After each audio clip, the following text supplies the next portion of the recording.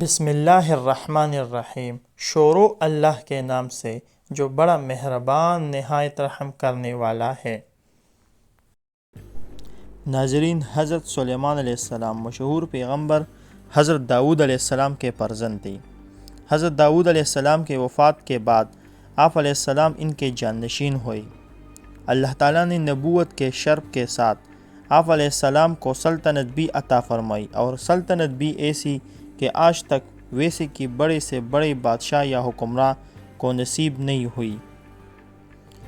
نبوت و سلطنت کے ساتھ اللہ تعالیٰ نے آپ علیہ السلام کو اور بھی بعض خصوصیات میں امتیاز بخشا تھا۔ مثلا انسانوں کے علاوہ آپ علیہ السلام جانوروں کی بولیاں بھی سمجھتے تھے، اور نہ صرف یہ کہ بولیاں سمجھتے تھے بلکہ جانور آپ علیہ السلام کے مطیع و فرمانبردار بھی تھے۔ جو خدمت چاہتے تھے آپ علیہ السلام ان سے لیا کرتے تھے۔ اسی طرح اللہ تعالیٰ نے جنات کو آپ علیہ السلام کے تابع کر دیا تھا۔ بڑے سے بڑا طاقتور جن آپ کے حکم سے سرتابی کی جرت نہیں کر سکتا۔ آپ ان جنات سے بڑی محنت و مشقت کے کام لیتے تھے، مثلا سمندر کی گہرائی میں غوطہ لگوا کر موتی وغیرہ نکلوانا۔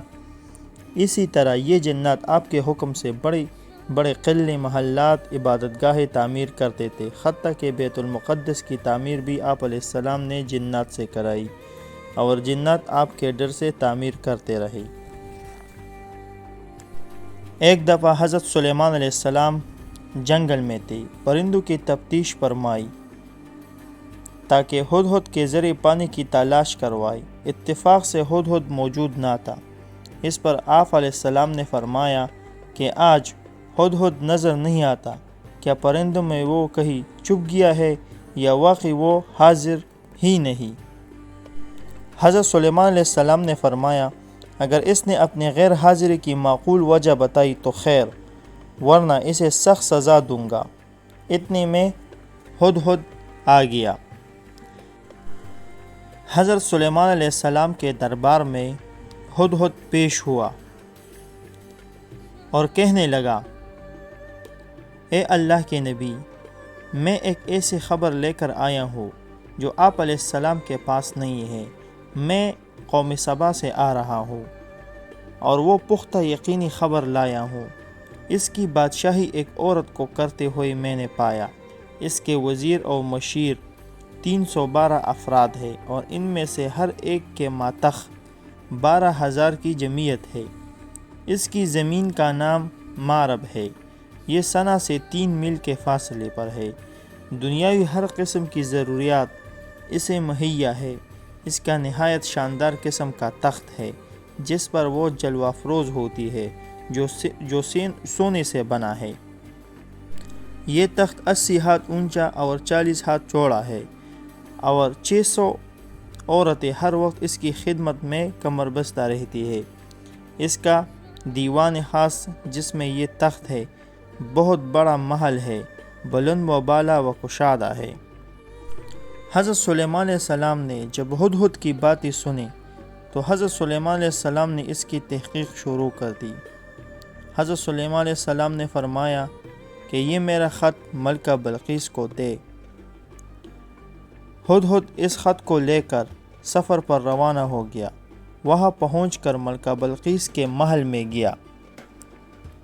وہ اس وقت خلوت خانے میں تھی۔ اس نے ایک طاق میں سے وہ خط اس کے سامنے رکھ دیا اور ادب کے ساتھ ایک طرف ہو گیا۔ اس خط میں ایسا کیا تھا؟ اس خط میں حضرت سلیمان علیہ السلام نے لکھا تھا، یہ خط سلیمان کی طرف سے ہے، اور اس کا مضمون یہ ہے کہ شروع اللہ کے نام سے جو بے حد مہربان نہایت رحم کرنے والا ہے۔ تم لوگ میرے مقابلے میں تکبر نہ کرو، اور حکم بردار ہو کر میرے پاس چلے آؤ۔ بلقیس نے جب یہ خط پڑھا اور اس مضمون کو دیکھ کر اپنے امراء وزراء کو جمع کیا اور کہنے لگی کہ ایک خط میرے پاس آیا ہے۔ پھر خط کا مضمون پڑھ کر سب کو سنایا۔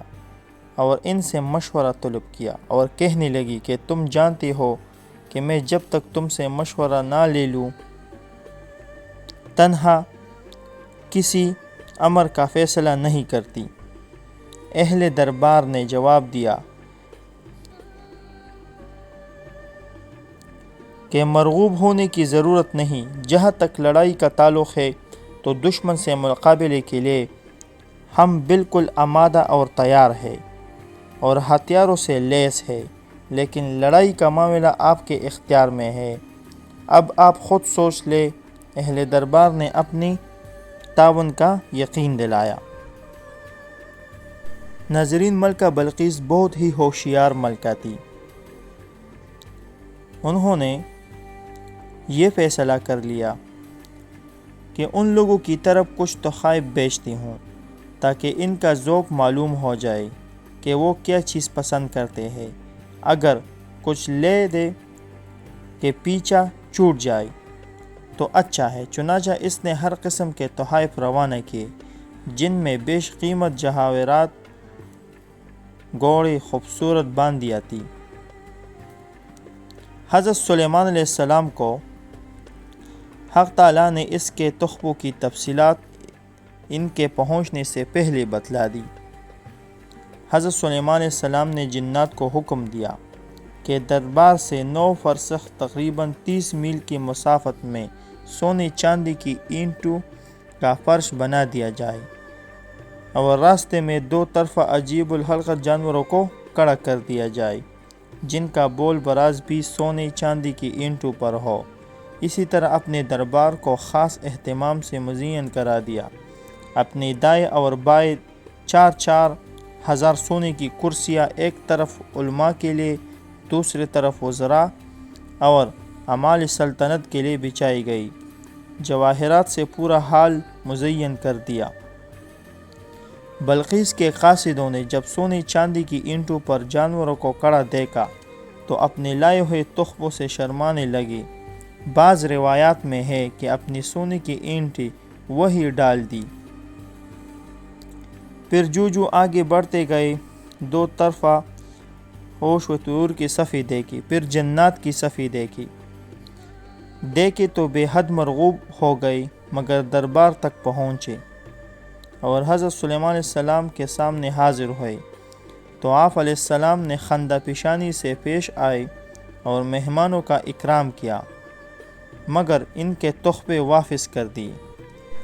قاصدوں سے حضرت سلیمان علیہ السلام نے فرمایا کہ ہم نے تو اس لیے پیغام بھیجا تھا کہ وہ مشرکانہ افعال چھوڑ کر اسلام قبول کر لیتے، لیکن اگر وہ مال کی لالچ دے کر دین حق سے بچنا چاہے تو تم واپس جاؤ اور ان کو اطلاع دے دو اور کہہ دو کہ مقابلے کے لیے تیار ہو جاؤ۔ یاد رکھو میں وہ لشکر لے کر چڑھائی کروں گا کہ وہ سامنے آ ہی نہیں سکیں گے، انہیں ہم سے جنگ کرنے کی طاقت ہی نہیں، ہم انہیں ان کی سلطنت سے بے بینی دوگوش ذلت و حقارت سے نکال دیں گے، ان کے تخت و تاج کو رون دیں گے۔ قاصد واپس پہنچ کر بلقیس کو پیغام نبوت سناتا ہے تو وہ سمجھ جاتی ہے اور کہتی ہے کہ واللہ یہ سچے پیغمبر ہے اور پیغمبر کا مقابلہ کر کے کوئی بچ نہیں سکتا، اور فوراً ایک قاصد حضرت سلیمان علیہ السلام کی طرف روانہ کیا۔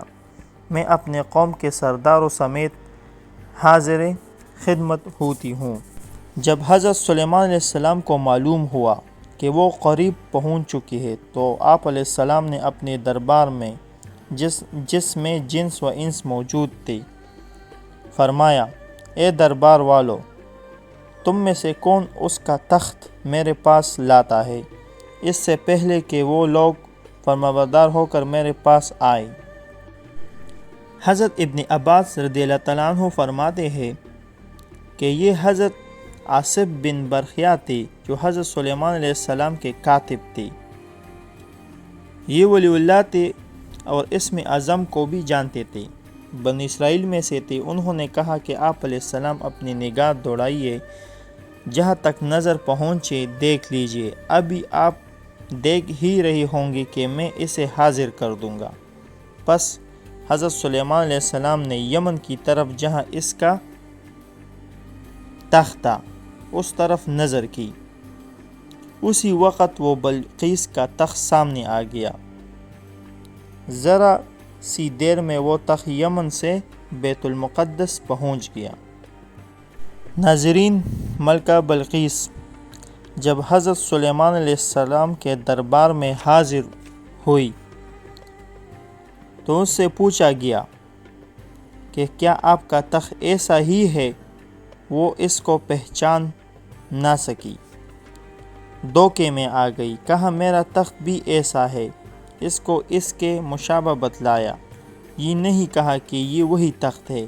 اس پر اس نے بطور معذرت کہا کہ حضور ہمیں کیا آزماتے ہیں، ہم کو تو اسی حالت سے پہلے ہی معلوم ہو گیا کہ آپ بڑے طاقتور ہیں اور خدا کے برگزیدہ ہیں، اور ہم یہاں حاضر ہونے سے پہلے ہی آپ کے فرمانبردار ہو چکے ہیں۔ بلقیس نے حضرت سلیمان علیہ السلام کے روبرو اللہ تعالیٰ سے دعا کی کہ اے رب، میں اس وقت تک بڑی خطاوار تھی، اب حضرت سلیمان علیہ السلام کے ساتھ اللہ رب العالمین پر ایمان لائی۔ سلیمان علیہ السلام کے ساتھ مراد یہ ہے کہ آپ کی رہنمائی اور ہدایت سے ایمان لائی۔ حضرت اکرمہ رضی اللہ تعالیٰ عنہ سے روایت کی ہے کہ اس کے بعد بلقیس حضرت سلیمان علیہ السلام کے نکاح میں آ گئی اور اس کو اس کے ملک پر برقرار رکھ کر واپس یمن بھیج دیا۔